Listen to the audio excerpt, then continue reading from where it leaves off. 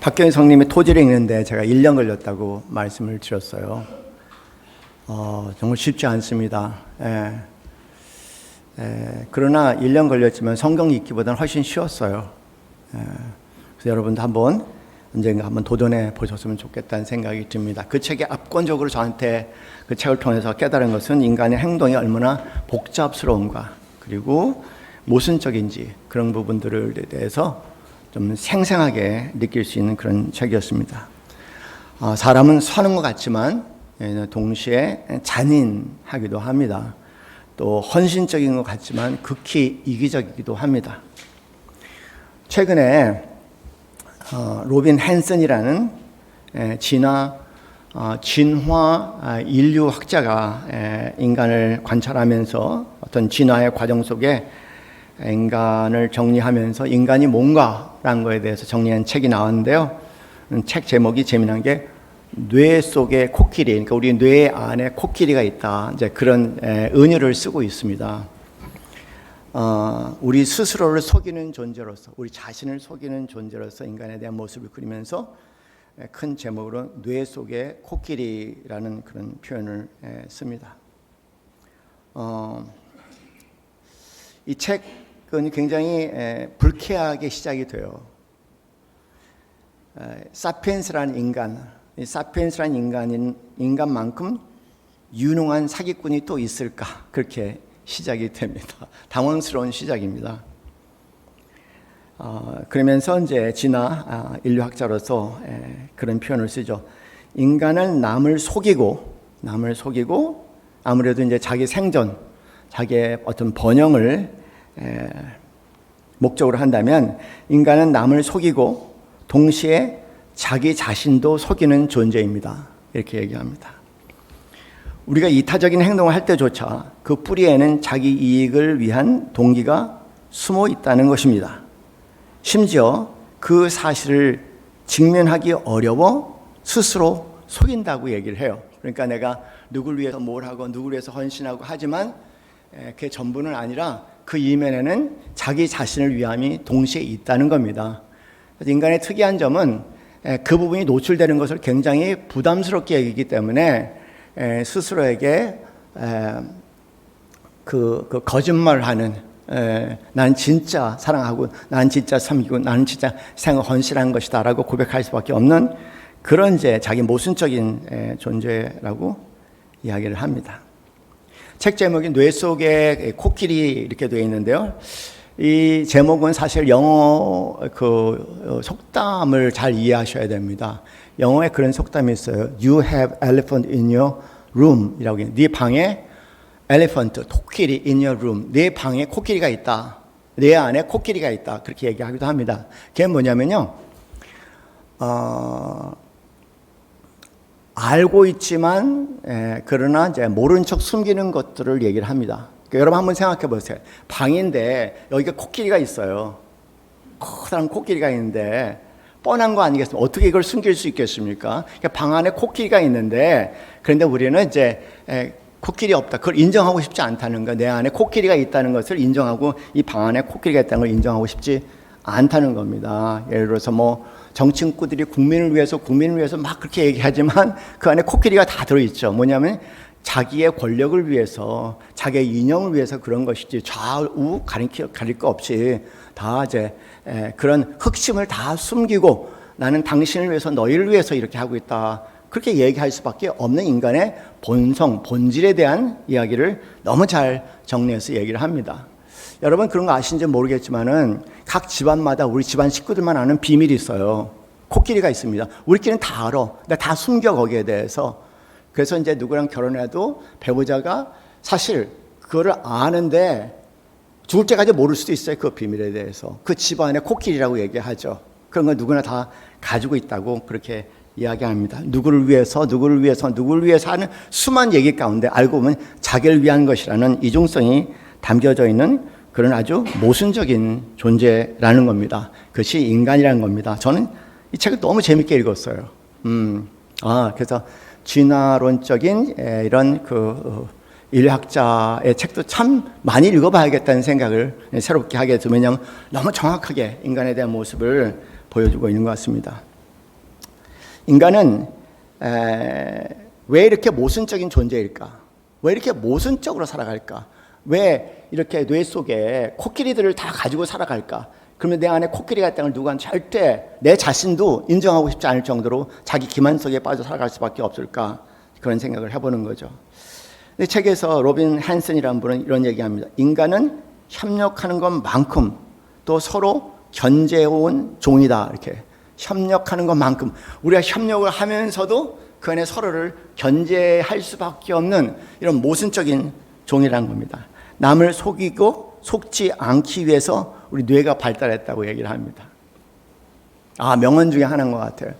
인간의 뇌가 천재적이라고 얘기할 수 있는 것은 뭐냐면 남을 속이는데 속이지 않고 속이는 방법으로 그 다음에 이제 자기 스스로에도 잘 설득을 해서 나는 남을 속이지 않았어 라는 이게 이 끊임없는 속임의 이 사기 전술 가운데 인간의 뇌는 발달했다고 얘기를 합니다. 많은 분 제 자신을 깊이 돌아볼 때 동의할 수 있는 좋은 얘기입니다. 우리가 남에게 친절할 때조차 그 속에는 좋은 평판을 얻고 싶은 욕망이 있다, 숨어 있다. 아이들에게 헌신하고 희생하면서 좋은 부모라고 이야기를 듣고 싶은 이유 가운데는 희생하고 헌신한 가운데서는 우리 부모같이 우리 아빠 같은 사람은 없어, 우리 엄마 같은 사람은 없어라는 그런 좋은 평판을 듣고 싶은 욕망이 그렇게 있다는 겁니다. 그러나 그 누구도 그걸 인정하고 싶지 않다는 겁니다. 나는 너희를 위해서 그런 자기 기만적인 진화 전략을 가지고 인간은 여기까지 살아왔다. 더 흥미로운 얘기는 남을 설득하려면 내가 내 자신을 먼저 설득해야 된다는 거예요. 내가 확실하게 내가 내 자신을 확실하게 설득할수록 그만큼 상대에 대한 설득력이 크다는 겁니다. 재밌죠? 정말 그런 것 같아요. 어쨌든 그러면서 인간은 몹시 자기 기만적인 존재라고 얘기합니다. 중요한 점은요, 이 점입니다. 이런 내용이 중요한 것이 아니라 이 책이 얘기하고자 하는 바는 인간의 그런 모습을 비난하려고 하는 것은 아니라는 거예요. 인간의 그런 모습을 비난하려고 하는 것이 아니고 우리 안에 숨은 동기를 인정하면 더 바람직한 결과를 만들어낼 수 있지 않을까라는 생각에 이 책을 썼다는 겁니다. 그러니까 우리 안에 다 어쩔 수 없는 코끼리를 가지고 있다는 사실을 우리가 인정하게 될 때 오히려 그것이 서로에게 더 유익한 점이 되지 않을까. 그것이 거기에 인간이 희망을 둔다면 거기에 인간이 희망을 둘 수 있지 않을까. 이런 제안들을 하게 됩니다. 그런데 제가 바라볼 때 이 자기 기만이라는 코끼리, 우리 안에 있는 자기 기만, 모순이라는 이 코끼리보다 더 무거운 코끼리가 우리 안에 있어요. 그 코끼리는 폭력성입니다. 우리 안에 엄청난 폭력성이 있어요. 그건 성경은 계속 얘기하고 있습니다. 왜냐하면 여러분 창세기 1장에 하나님이 창조하시고 창세기 2장에 언급하신 게 뭐냐면 인간 중심의 창조를 얘기하시고 3장부터 나머지 전체는 요한계시록 끝마음까지 뭐냐면 한 가지를 고발해요. 인간의 폭력성을 고발하는 겁니다. 가인과 아벨의 사건을 통해서 가인이 살아가야 할 세상의 폭력성에 대해서 불안과 두려움에 살아갈 수밖에 없는 가인의 얘기는 우리 인간의 상징구 인류사의 역사입니다. 예수님께서 종종 인간 사회에 개입을 하세요. 어지간해서 개입하지 않거든요. 왜냐하면 하나님께서 인간 사회에 개입하시는 파급 효과가 너무 커요. 노아의 홍수처럼요. 엄청난 파급 효과를 가지고 있거든요. 그래서 가능하면은 개입하지 않으려고 애를 쓰세요. 인간의 폭력을 보면서. 그러다가 인간의 폭력에 극단해서 하나님께서 개입하셔서 말 그대로 인류 전체에 미치는 엄청난 심판을 하신다는 사건들을 성경을 통해서 계속 우리가 보게 됩니다. 그런 면에서 우리가 우리 자신의 담겨져 있는 폭력성을 부인한다는 것은 가장 큰 자기 기만이다.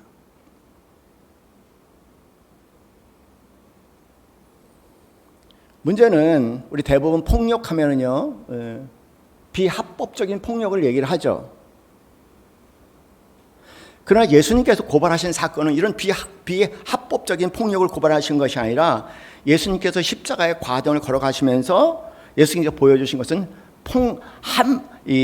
합법적인 폭력을 얘기하셨어요.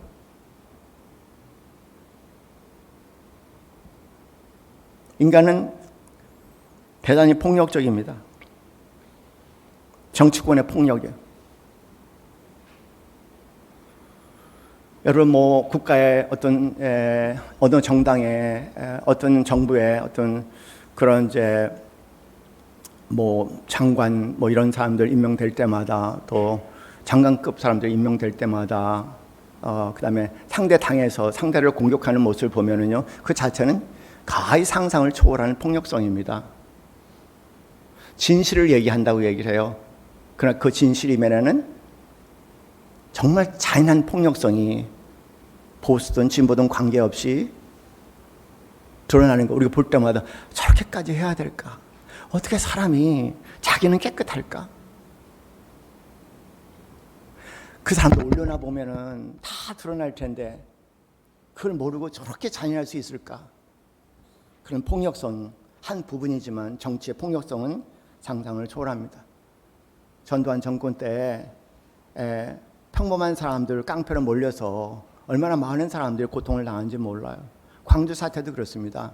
그거는 한마디로 얘기해서 정치권의 폭력성입니다.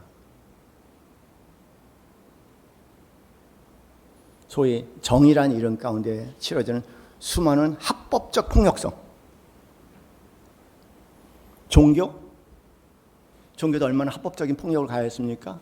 기독교라는 이름으로 유럽 세계는 근 300년 동안 종교 전쟁이 계속 치르면서 구교와 신교 사이에 이 정치와 연결된 종교의 전쟁이 일어나면서 유럽 인구의 3분의 1이 처참하게 죽었어요. 그 이후에 유럽 세계는 그 기독교라는 종교를 떠나기로 했죠. 왜 유럽 세계는 복음에 대해서 그렇게 알레르기 반응을 일으킬까? 잡아가고 난리를 피지 않습니까? 핍박의 문제가 아니라 그동안 기독교가 해왔던 종교적인 폭력성이 너무 위험하기 때문에 그래요. 십자군 전쟁 때 얼마나 많은 어린 아이들이 이상한 정의의 이름으로 희생을 당했습니까? 얼마나 잔인한 일들이 벌어졌습니까? 장로교에서 가장 중요하게 생각하는 지도자인 칼빈이라는 사람이 제네바에 그 종교 도시로 만들면서 거기에 행한 마녀 사냥은 잘 알려진 사건입니다. 그런데 우리는 절대 이걸 언급하고 싶지 않아요. 그런 것들을 뭐라고 얘기하는지 아세요? 이제 여러분이 말하세요. 명칭이 뭡니까? 뇌 속에 코끼리. 조금만 들으면 뻔히 알 수 있는 사건을 자기를 정당하고 합리화시키고 자기의 선과 공의를 얘기하고 정의를 얘기하기 위해서 그렇게 속이는 일들을 얘기합니다. 사회적인 차별, 폭력이죠. 이념의 폭력은 상상을 초월해 인간들의. 동물에게는 없는 거죠. 동물은 순진해요. 인간은 공산주의니 사회주의니 자유자본주의니 민주주의 각종 이름을 붙여갖고 서로에게 가하는 폭력은, 그 이념의 폭력성은 상상을 초월하는 일입니다. 공산주의의 이념에 의해서 죽은 사람이 여러분 2천만이 넘어요. 2천만이 그냥 죽었어요. 중국까지 포함하면 2,700만이라고 얘기합시다. 2,700만은요, 대한민국의 지금 숫자로 얘기하면 지금 숫자도 반이 그냥 죽는 거예요. 아무런 의미 없이.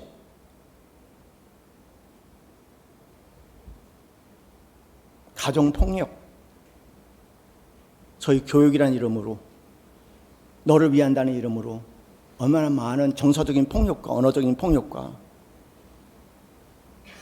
학교에서도 진행됩니까?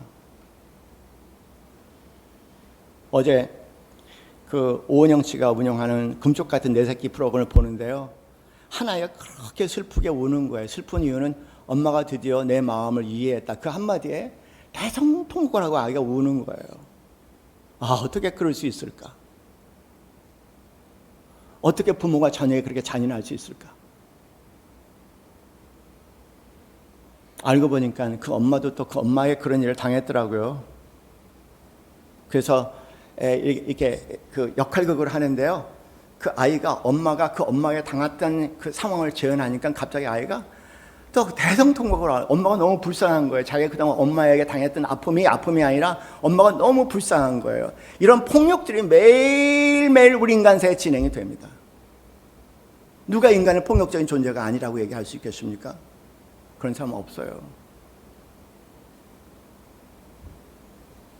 산다는 게 뭔지 모르겠지만 살기 위해서는 경쟁해야 되는 거고, 그 경쟁 자체가 우리가 생각하지 못했던 많은 폭력들을 가져옵니다.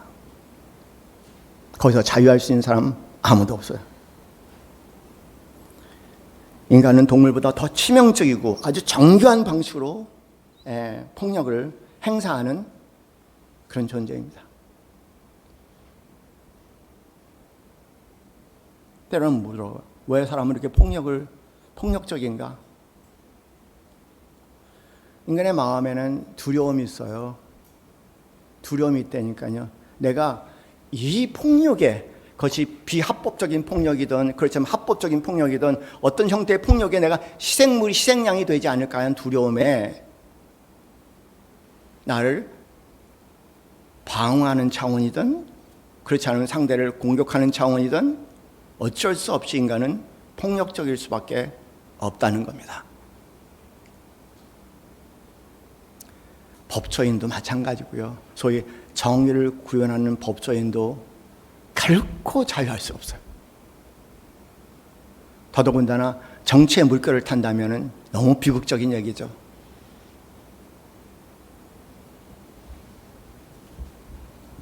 십자가라는 사건은요, 다른 거 아닙니다. 사랑하는 성도님들, 그 십자가의 사건은 인간의 그 폭력성을 고발하는 사건이에요. 특별히 합법적인으로 포장되어 있는 온갖 폭력을 고발하는 것이 십자가의 사건입니다.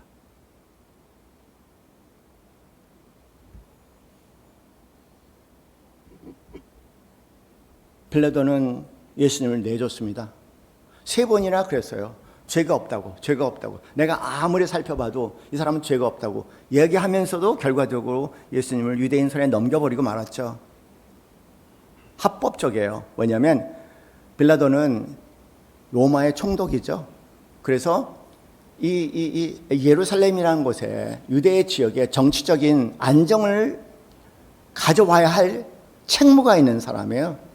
그래서 이 한 사람이 죄가 없다고 해도 이 한 사람을 죽임으로 인해서, 그래서 만약에 이 예루살렘의 평화 안정이 유지될 수 있다면 얼마든지 내줄 수 있는 합법적인 폭력입니다.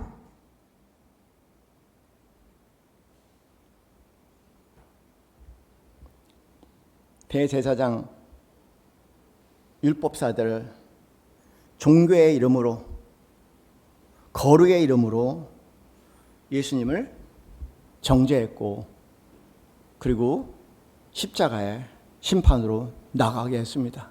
이것도 합법적이에요. 뭐냐면 그들이 생각하는 종교의 거룩함에 위반됐다고 생각하는 거예요. 자기의 종교적 이념에 거슬리기 때문에 이 사람은 죽어야 된다는 겁니다. 분명히 빌라도도 죄가 없다고 얘기하는데, 이방인도 죄가 없다고 얘기하는데, 종교인들은 한층 더 나갑니다. 그리고 책임을 지고 싶지 아니하는 어리석은 백성들, 그 군중의 폭력은 결과적으로 그 예수를 아무것도 모르면서 십자가에 못 박는 것이 당연하다고 외친 사람들입니다.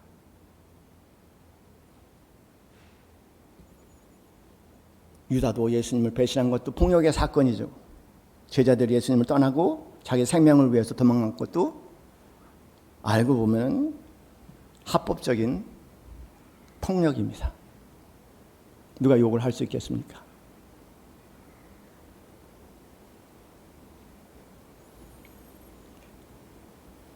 이 모든 것들이, 이 모든 폭력들이 합법적인 절차 속에 이루어졌다는 것도 저희가 잘 기억해야 돼요.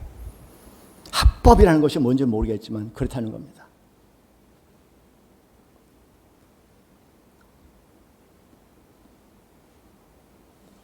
이런 현상은 오늘도 계속 지속이 되죠.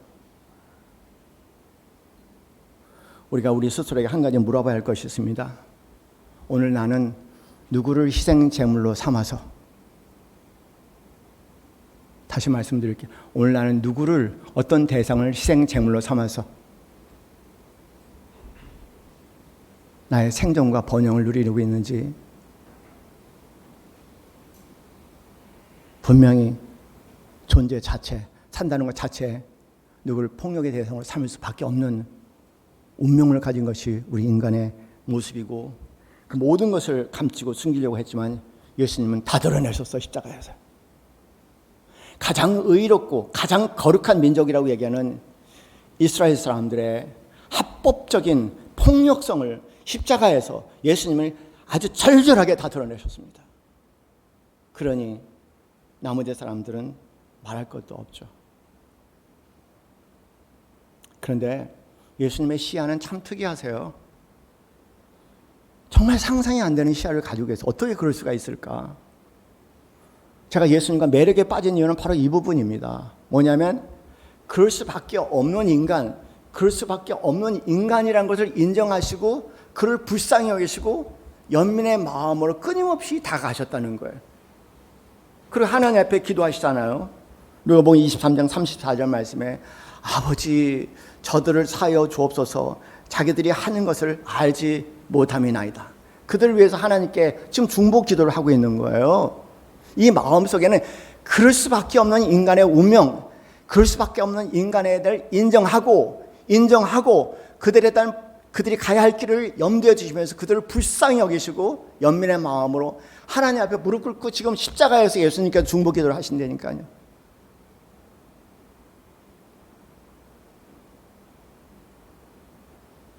그리고 그 십자가를 끝내 내려놓지 않고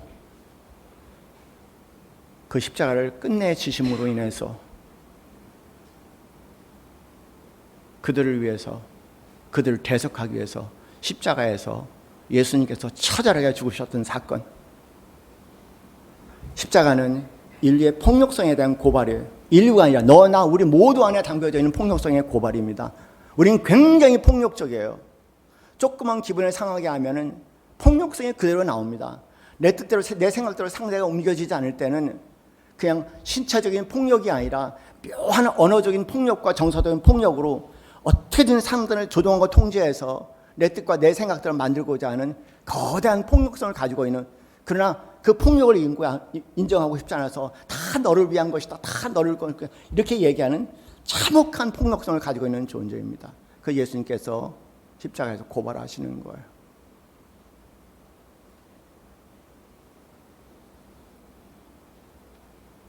그 예수님께서 고발하시는 겁니다. 근데 고발하는 것이 아니라 불쌍히 여기신다는 거예요. 그럴 수밖에 없는 인간에 대해서 불쌍히 여기시고 하나님 앞에 그들의 미래에 대해서, 그들의 심판에 대해서 너무 가슴 아프게 여기시면서 하나님 그래도 용서해 주셔야 되지 않습니까? 그럼 어떻게 해요? 어떻게 살아야 돼요? 다들 그런데 어떻게 예외적으로 살 수 있겠습니까? 또 하나님을 아직도 모르는데, 아직도 영생을 모르는데, 영생을 몰라서 그래요. 여러분, 죄는 영생의 맛을 알아야 돼요. 영생은 하나님입니다. 하나님의 맛을 알아야 돼요. 영생의 맛을 알 때, 영생의 세계, 하나님 세계를 맛볼 때 우리는 좀 자유할 수 있어요. 그렇지 않으면 종교인들은 아무런 예외가 없어요. 그 부분에 대해서. 차라리 거룩한 사람은 달리 거룩한 것이 아니라 내가 폭력적인 존재라는 것을 정직하게 인정하고 누구를 위한 것도 결국 나를 위한다는 이런 이중성을 가지고 있다는 것을 정직하게 인정하는 사람들이 거룩한 사람이라고 얘기할 수 있겠죠. 그 부분이 저를 너무 놀랍게 합니다. 우리는 폭력으로 보응을 하게끔 되어 있거든요. 참 안타까운 것은 그래도 한 번 가닥 희망을 가져봤어요. 뭐냐면은 그동안 계속해서 정치권의 상황들을 보니까 뭐 복수하는 게 연속이더라고 보니까는요. 징그러워요. 그런데 이재명 대통령이 대통령 후보로 나오면서 나는 복수하지 않겠다. 나 한마디 또 믿어봤어요. 여전히 인간의 모습이죠. 그렇죠. 그 누구도 예수일 수는 없어요. 그 누구도 예수일 수는 없습니다. 그래요. 그럴 거야. 맞아. 문제는 나예요. 이재명이 아니라 나고 여러분입니다.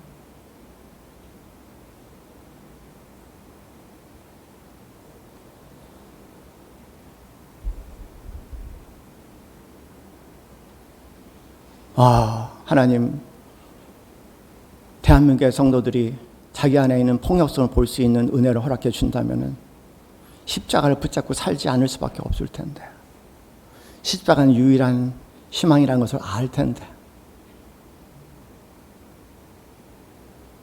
얼마나 모순된지 몰라요. 오늘 본문 말씀은 참 감동적입니다. 예수님이 입구 양쪽에 행악자들이 있다고 성경이 기록이 되어서 계속 행악자는 단어가 반복해서 나왔지 않습니까? 근데 한쪽 행악자는 그 중에서도 예수님을 비방합니다. 죄 있는 자가 죄가 없는 자를 비방하는 거예요. 달리는 행악자 중 하나는 비방하여, 오늘날도 예수님을 비방하고 조롱하는 사람은 태반입니다. 한번 곰곰이 생각해 보세요. 이르되 내가 그리스도가 아니냐, 너와 우리를 구원하라, 비방의 말로 얘기했다고 합니다. 그랬더니 단 한 사람, 똑같은 행악자지만 하나는 그 사람을 꾸짖어 이르되 내가 동일한 정죄를 받고서도 하나님을 두려워하지 아니하느냐.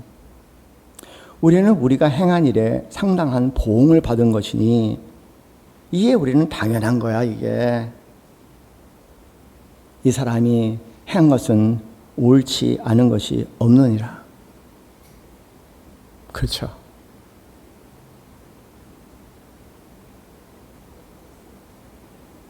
그리고 예수님께 예수여 당신의 나라에 임하실 때 나를 기억하소서. 의로운 분은 오로지 예수 한 분이라고 얘기하시는 거예요. 우리 죄를 해결해 주실 대속자는 오로지 예수 그리스도 한 분뿐이라고 말씀하십니다. 그래서 예수여 당신이 나라가 임하실 때 나를 기억하소서. 우리의 죄는 죄의 문제가 아닙니다. 우리의 죄는 나와 예수 그리스도의 차이를 모르는 거죠. 인류의 죄는 인간과 예수 그리스도를 모르는 그 차이에 오는 것입니다. 예수님은 아직도 십자가에서 우리의 죄를, 우리의 폭력성을 고발하지만 아직도 많은 교회가, 많은 성도들이 자기 안에 있는 폭력성을 단 한 번도 제대로 감지하지 못하는 비극 속에 종교적 폭력은 계속 지속이 됩니다.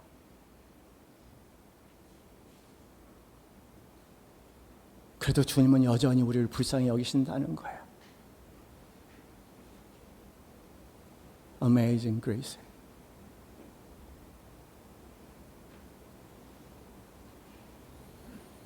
우리의 생명과 희망은 오직 예수 그리스도밖에 없습니다. 그렇잖아요. 그 십자가 외에 뭐가 있습니까? 십자가 외에는 없어요. 여러분, 십자가 이면에 뭐가 있는 줄 아세요? 하나님 나라가 있는데요. 너무나 황홀하고 좋아요. 사람들이 왜 죄를 짓나? 십자가 이면에 있는 영생, 하나님 나라, 하나님의 의가 지배하는 그 나라의 맛을 보지 못했으니까 그럴 수 있겠다라는 안타까운 마음은 같습니다. 아마 그 마음으로 예수님께서 우리의 이런 험악한 모습을 보면서도 아직도 우리에게 여정이 다가오죠. 오늘 사랑하는 성도님들, 우리 성가대에서 찬양한 이 한 가지 꼭 한 소절만 기억하셨으면 좋겠어요. 예수는 어떤 분이라고요? 우리를 어떻게 한다고요? 깨끗게 하시는 주시니. 그만 기억합시다. 예수는 우리를 깨끗게 하시는 주시니. 인간의 종교, 인간의 기독은 인간에게 계속 더럽게 해요. 계속 죄책감을 느끼게 하고 죄책감을 통해서 이 죄의 덫을 통해서 인간을 끊임없이 조종하려고 하는 인간적인 기독교가 생각보다 한국 사회에 진득합니다. 근데 성경은 분명히 예수는 우리를 깨끗게 하시는 주시니. 하나만 기억하세요. 그 하나만 기억하고 주님 앞에 나가시는 우리 사랑하시는 성도님 되시기를 주님의 이름으로 간절히 축원합니다. 우리 찬송가 함께 하시겠습니다.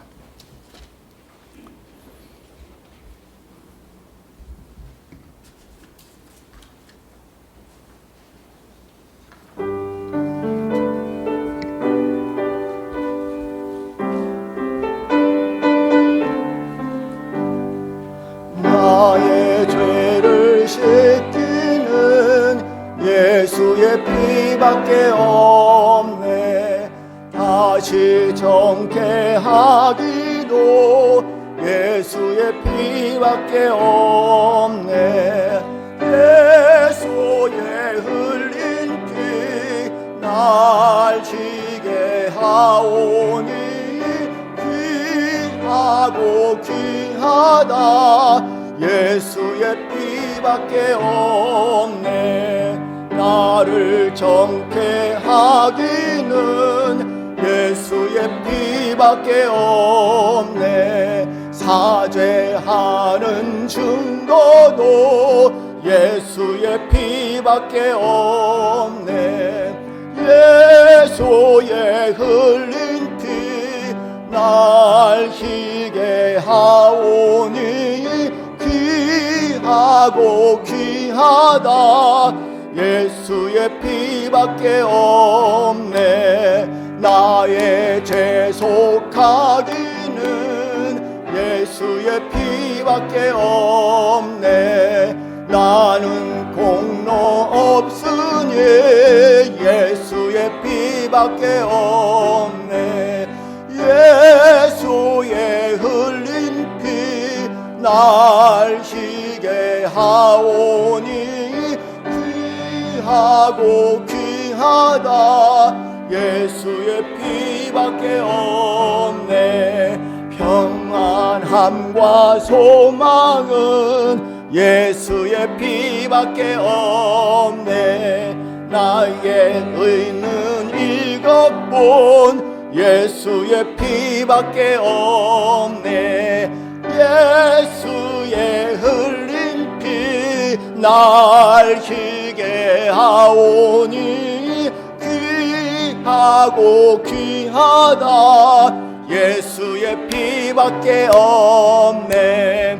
영원토록 내 할 말 예수의 피밖에 없네. 나의 찬미 제목은 예수의 피밖에 없네. 예수의 흘린 피 날 희게 하오니 귀하고 귀하다. 예수의 피밖에 없네.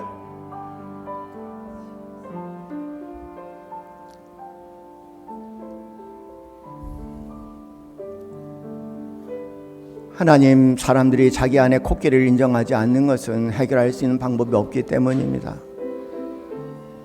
그 정죄함을 갖고 어떻게 인간이 살아갈 수 있겠습니까? 그러나 우리에게 예수 그리스도의 피를 허락하였습니다. 우리에게 십자가의 보혈의 능력을 허락하여 주셨습니다. 하나님 아버지의 한없는 은혜를 우리에게 허락해 주셨습니다. 주여, 우리는 우리 안에 코끼리를 인정할 수 있는 길을 열어주셨습니다. 주여, 하나님의 은혜 속에 그럴 수밖에 없는 우리를 인정하시고 이해하시며 우리를 불쌍히 여기시고 오직 우리 주 예수 그리스도 십자가의 보혈로 우리를 용서하기 원하시며 하나님과 올바른 관계 그리고 대석의 위치에 우리를 올려놓기 원하시는 하나님의 귀한 뜻을 마음에 담으며 우리 안에 코끼리를 인정하고 겸하고 겸손하고 그리고 십자가의 보혈의 그 놀라움과 찬미 속에 살아갈 수 있도록 인도하여 주시옵소서.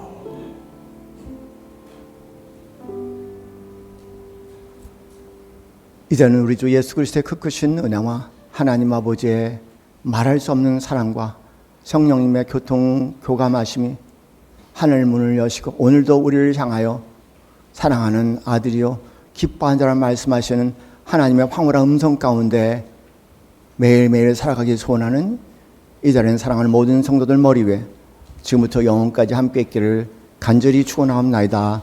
아멘.